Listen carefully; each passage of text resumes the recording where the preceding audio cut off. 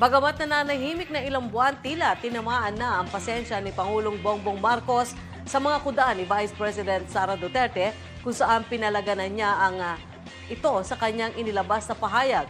Gayunpaman, kung pumalag si PBBM, tila hinahanda naman umano ng Vice Presidente ang kanyang restback.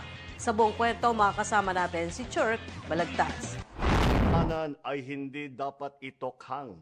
Matapos ang paulanan ng birada ni Vice President Sara Duterte, ang matataas na opisyal ng gobyerno, binasag na ni Pangulong Bongbong Marcos ang kanyang katayuan sa buwelta ng kanyang Vice Presidente. Sa official statement, pinabatid ni PBBM ang pagkabahala sa mga naging pahayag ni Duterte. Partikular na ang ani walang pakundangang pagmumura at banta ni Vice Sara sa ilang opisyal.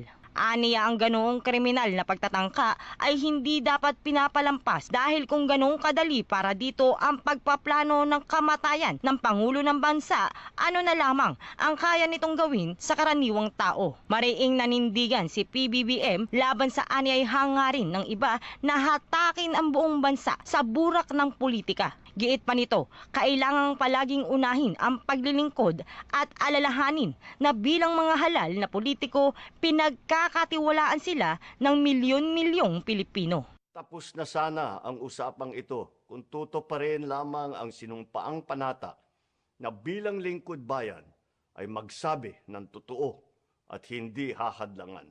Imbis na diretsahang sagot, nililihis pa sa kwentong chicheria.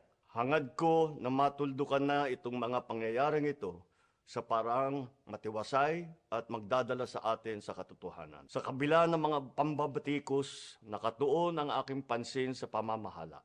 Ngunit, hindi natin ikokompromiso ang rule of law. Kailangan manaig ang batas sa anumang sitwasyon, sino man ang tamaan.